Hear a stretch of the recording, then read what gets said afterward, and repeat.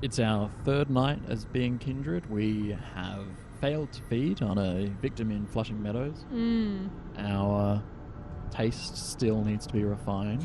And we captured a local thug, an Anarch, a hoodlum, who attacked us or threatened us on his domain. Or he claimed a domain over it. He didn't seem that powerful because I was able to intimidate him into backing down. Dominate him. Yeah. But that only lasted a little while. That's true. That's true. But it did work. It did work for a small time. So definitely worth keeping in mind your level of power. Also, oops. I messed up feeding. Yes. Oh no, what am I going to do? Well, let's rest. Oh god. I really thought it would be like young virile men at the tennis courts. Clearly not. Well, as I do in most life. Well, we can confirm that the gender of the target does not matter. No, maybe it's about finding young, healthy people. Well, maybe it doesn't seem to be young, healthy people because the office worker. No, Sophie's the girl that she's. Yes, yeah. Oh yeah, you're right. Was young and healthy. So it's not young and healthy. It's not gender. It doesn't seem positive. To be. Maybe. Blue eyes, handsome. I think the tennis player had blue eyes. No, they looked kind of. I don't know. Maybe they were like grey, so faded with age. Maybe. Well, we open our eyes. I open my eyes. Fucking same old stuff. It's pitch dark here. The blackness of a coffin drifting in the abyss. Alright, the light. I grasp for the switch. Flip it. The familiar cramped room with a steel door and no windows comes into view. I emerge from the bedroom fully awake, just like yesterday. Yesternight. Ooh. This time, however, Sophie is waiting for me, comfortably seated on the sofa in my living room space, a book in her hand, The Melancholy of Resistance. The title sure on brand. Good evening, Ellen. Good evening, Sophie. I hope you rested well. Tonight will be quite eventful, I think. Come. We have an appointment. I received word Elysium will be called again tonight on account of your unruly friend from Corona Park. This should be a great opportunity for you to mingle. She keeps talking as we walk downstairs and get in the car. Gregory gives me a slight nod and a small smile while opening the door for Sophie. He starts the car when you take your seat in the back. Most of the Primogen Council is bound to be there, at least those who usually attend. Probably some other important personalities you do well to at least learn about. Primogen Council? What's that? The Primogen Council represents the interests of the local kindred and advises the prince on matters of law and rule. Traditionally, it consists of representatives from each of the most prominent clans or factions in the domain, naturally favouring those of the Camarilla, though outsiders are allowed to report any issues to a Primogen not of their own clan. Primogen are often elders, but despite the term, Primogen from Latin means the firstborn, there are no rules in place that this is how it must be. In fact, during the last few decades, more and more councils have seen drastic changes to their structure. A lot of the World of Darkness, particularly Vampire the Masqurade, and we spoke to one of the creators of Vampire the Masqurade, or one of the main writers, Justin Achille, talks about how the rules are kind of toolboxy, sandboxy. Yeah. Designed to, yes, your Primogen Council might generally look like this, but each undead city and the court is flexible.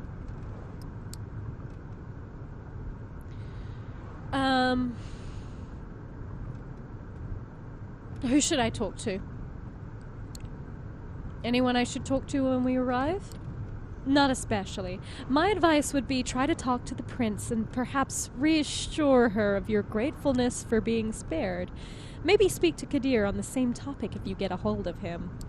The Primogen I would advise against. They are rather stuck up, all tall. Oh my god. Jesus Christ. That's a great American accent. Rotic R. All told. Yeah. And even if they will talk to you, they might try to secure you for some nefarious purpose. I wouldn't appreciate that. Of course, be respectful if anybody approaches you and strikes up a conversation. You will no doubt be gossiped about, as will I. Keep a cool head. Some enjoy provoking fledglings into stupid acts. At any rate, you should behave yourself tonight. Remember what I told you about reflecting on me as your patron. I have a reputation to uphold in the court. Do not tarnish it. There it is. She might have saved me. She might be protecting and teaching me, but it's clear what she's really concerned about. Her own interests. I step into the art hall with something of a bad memory. The last time I was here, my entire world has been turned upside down and my existence nearly ended. But tonight, there is very little outward hostility. Yes, Kadir gives me a look that is definitely intended to remind me of my place, but the prince, also in attendance, seems pleased to see me. Welcome, Sophie. Ellen, did I get that right? Good evening to both of you. I understand there is somebody else you wish to present to the court tonight. She remembered your name. Good sign. I know, that's good. Yes, Prince. They will be joining us shortly. My assistant is retrieving them presently. This better be worth the prince's time, Langley. The prince gives Kadir a cold glance. Forgive the sheriff's harshness. He's in a particularly foul mood tonight. Something to do with Ellen's begetter eluding his grasp, I believe? Ouch. That must have hurt his ego, even if his only reply is a crooked smile. The mention of my sire makes me grit my teeth in anger. Asshole. Setting me with a curse that cut me off my career, cheated me out of my ambitions, offering little in return so far. I'm to remind myself that defeatism will get me nowhere. Mindfulness, the here and now. This is an opportunity. I will make the most of it, if only to spite everyone who doubts my true worth. The flaring up of whispers in the gallery hall breaks me out of my thoughts. Gregory enters the room, the jumpsuit-clad, inert vampire still staked on his shoulder. The show's about to start. Sophie's driver places his charge in the middle of the room and nods respectfully to Kadir. The sheriff approaches the vampire and removes the stake from his chest. The captive's eyes flicker to life, and he starts looking around in disbelief. Like a cornered animal, he backs out on all fours, keeps going in circles until he realizes he's trapped. Kadir steps on the man's chest and pins him to the floor. Why? Who do we have here? Oh, fuck. Oh, shit. No, come on, don't. Silence. The sheriff takes on an aura of utter dread. He appears as if he's a primal force of nature that's out to get you, and there's absolutely nothing you can do but shrivel in terror.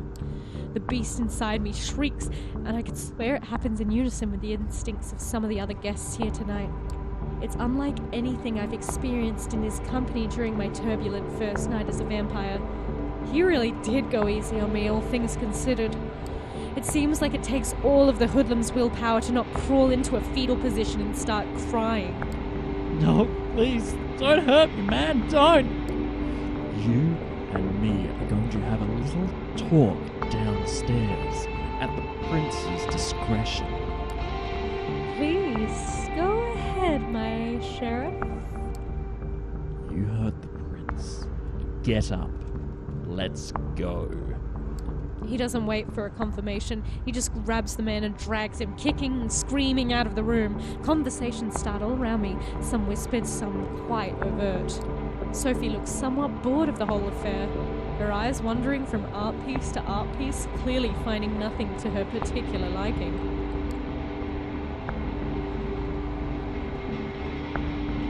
Will Kadir manage on his own?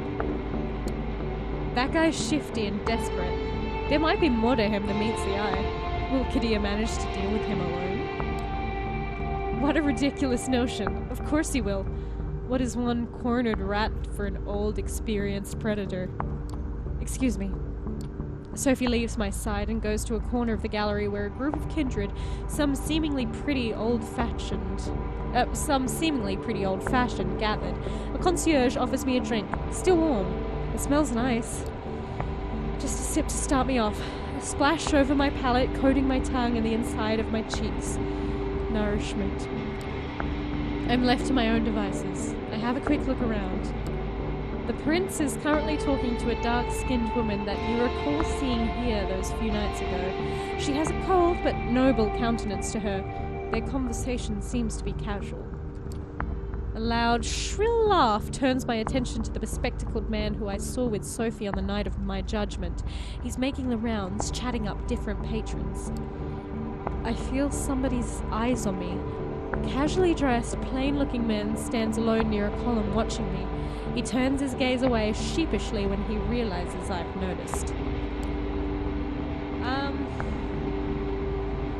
Sophie told me to talk to the prince. So I should probably talk to the prince. Probably a good move. Yeah. I mean, she is talking to someone at the moment. Yeah, let's talk to the prince.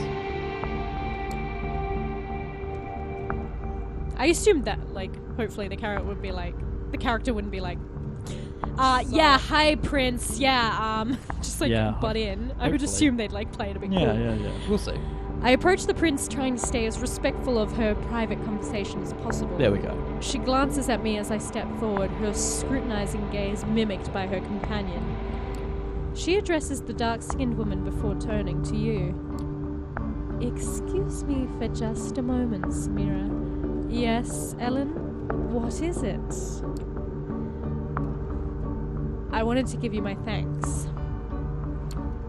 I wish to thank you for sparing me, Prince. I realized it wasn't an easy decision to make, and I wanted to express my sincere appreciation. How thoughtful of you. She takes a long look at me before she continues. I didn't do it from the kindness of my unbeating heart. You are an asset to Ms. Langley, to the Camarilla, and to me. In reverse order. Yes.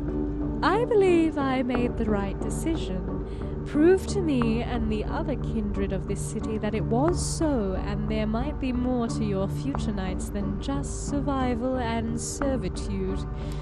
The dark-skinned woman looks impatiently at me and catches the prince's attention. Forgive me, that's all the time I can spare right now. We have some things to discuss with Samira still. Enjoy your night, Ellen.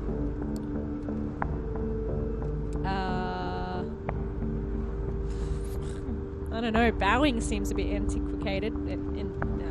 Antiquated. Yes. Yes. But, Old-fashioned. But, I don't know, she's probably pretty old.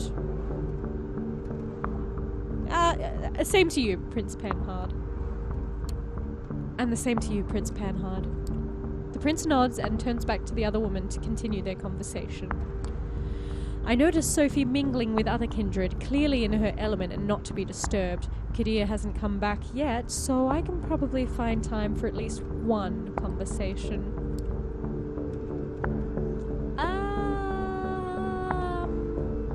That man's staring at me.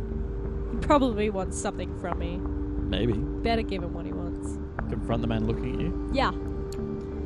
There's something about this guy. It's not that he's staring at me. Most everybody in the room has at one point or another. It's how he does it. He seems shy. Maybe even afraid. It's hard to find a secluded spot in the gallery tonight, but this guy has an entire corner of the room all to himself. As I approach, he's standing alone with no glass in hand, a worried look on his face. Something wrong? You look worried. Is something wrong? What? Besides hanging out with blood-drinking monsters and acting like it's no big deal? No, I guess it's business as usual. His bitterness is palpable. Sorry, having a bad night. The name's Larson, or you can call me Robert. Either's fine. Why are you standing here alone like this?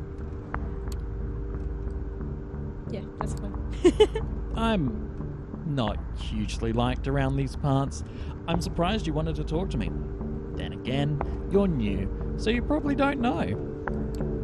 I'm one of Prince PANHARD's Primogen. I'm here on business, in case the prince requires my insight. Usually it's so she can hear me out before ignoring me. Not sure if you were paying attention the other night, but when the prince mentioned diverging opinions on whether you should be executed or not, that was me. I was the diverging opinion. What was your reasoning? Not that I'm ungrateful, but out of curiosity, what was your reasoning? My reasoning? Just common sense. That you shouldn't be blamed for being assaulted and essentially murdered to boot. But, as Quidar likes to say, the traditions are clear. Listen, I don't want to be rude, and I appreciate you reaching out, but word of advice? Stay away from me. Many vampires in this sect regard my position as Primogen to be some kind of joke, you know? You talk to me, they'll notice, and they'll hold it against you. I have a quick look behind me and see that a few of the kindred keep shooting me curious glances. One woman in particular, a redhead boasting a fanciful hairstyle, watches me disapprovingly. Some of them already do, I imagine. Excuse me. I need to get a word in with a few Primogen members before Quidar returns. Quidar? I said Kadir. Kadir? But I don't know. I don't know why I'm putting an A in there. Kadir. Saying Quidar. Quadir returns. Enjoy your night. Whatever. Robert doesn't seem the type to even pronounce words correctly. Well, that's just me, maybe. With just the critical looks of a few kindred to keep me company, I start thinking about who to pursue next. A loud exchange near the staircase grabs everybody's attention. Kadir is back, and the hoodlum is with him. The sheriff pushes his unfortunate victim inside the room. The vampire that threatened me last night is a mess. That stupid hat is still inexplicably on his head, covering some of his ruined face in welcome shadow. He's barely conscious. His shin is broken, you think. Something protruding there, making the pant leg bulge. One arm seems twisted at a strange angle. Very little blood, surprisingly, but clearly a whole lot of hurt. Well, Kadir, did our guest cooperate? Tell the prince your name. It's Howard. And who do you run with, Howard? The Midnighters. Anarch Coterie, my prince. Active for some time now, though from what this one told me, the name is about the only legacy the group has kept over the years. Would you like to know what a coterie is? I would. Coterie, a small group of kindred united by the need for support and sometimes common interests. A group, a clique. Mm-hmm. I see. Hey, Prince, I didn't mean it. I didn't know. I didn't. A loud crack makes some of the guests audibly gasp as Kadir's slap dislocates the man's jaw. A spray of blood creates something like an abstract art piece on the floor. An involuntary reaction. My eyes lock onto the red drops and I feel a pang of hunger. Even though I had some blood tonight, it seems like it's still not enough to fully control my instincts. So please don't frenzy at the moment. You might feed on a vampire's blood. No, I don't want to. This one is guilty of threatening a member of the Camarilla and claiming a domain without the prince's approval. That alone would be enough to pass swift judgment, but he is also Anarch scum. My prince? There can be only one verdict. Final death. Do your duty, Sheriff. Final death.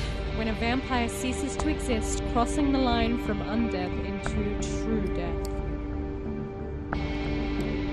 Unless, of course, somebody would like to play at being a good Samaritan like our dear Miss Langley a few nights ago. The look the prince serves me and Sophie is a cruel jest. Sophie takes it gracefully, smiling and slipping her arm under mine in a strange public show of affection. Nobody says anything. The vampire named Howard jumps to his feet and makes for the window.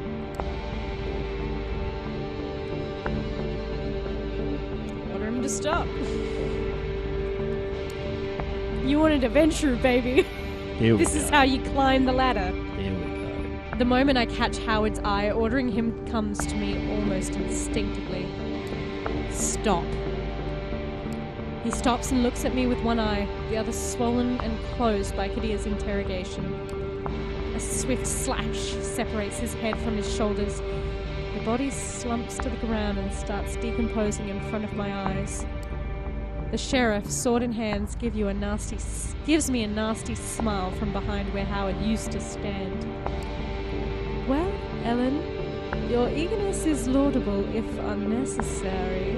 That Howard fellow couldn't have hoped to escape his fate, not facing Kadia's expertise. However, I have made note of this show of loyalty on both you and your patron's accounts. I would like to thank Ms. Langley for bringing this Anarch thug to mine Kadia's attention. I assume all have found the verdict satisfactory? It's a rhetorical question and everybody here knows it. Then I consider tonight's meeting concluded. Good night to all of you. She steps out of the room and you see that many of the guests move to do the same. Sophie seems to be conversing with somebody, a serious-looking man in a trench coat, about what transpired. I probably have the time to strike up a conversation of my own too. Kadir Al-Asami is still here for one, but clearly getting ready to leave. Larson is still moping around, and the other man I noticed before Kadir brought the Anarch in is still chatting with the remaining attendants.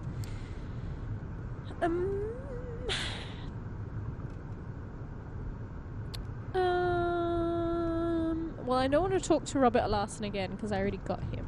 I already talked to him. I think it's either the sociable man or Kadir. I don't like Kadir. That's evidence. He's an asshole. Yeah.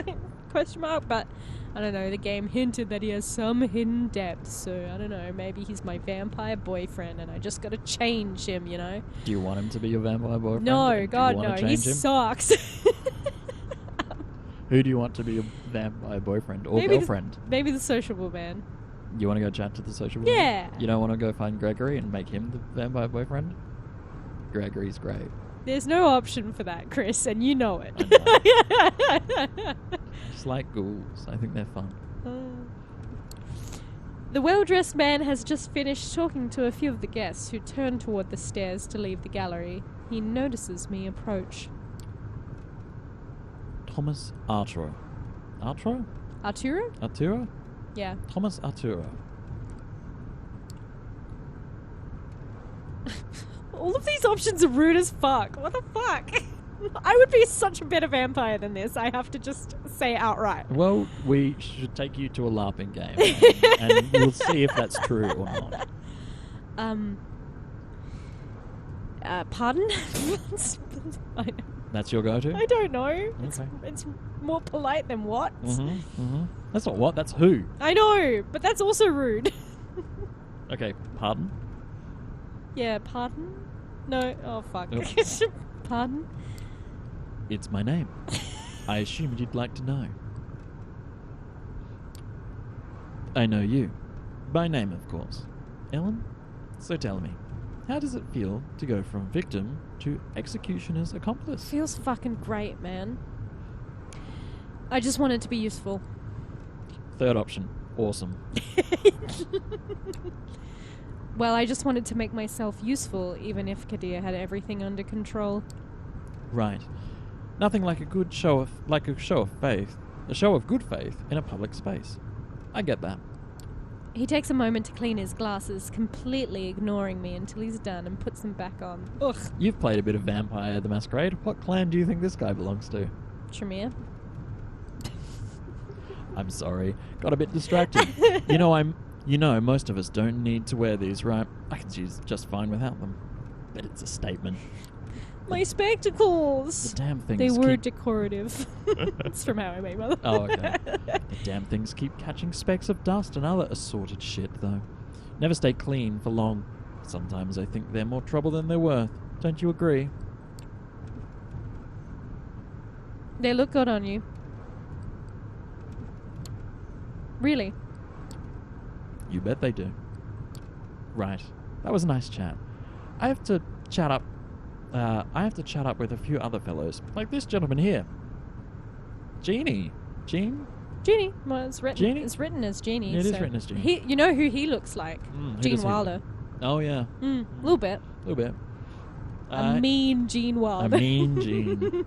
If Gene Wilder didn't smile, Mm. that's who he looked like. Yeah.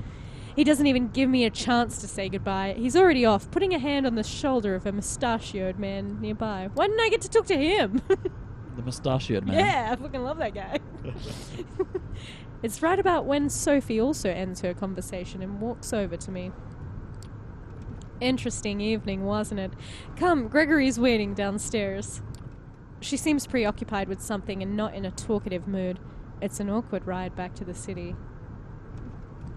This time, I arrive at another building, just 2 streets across from my apartment.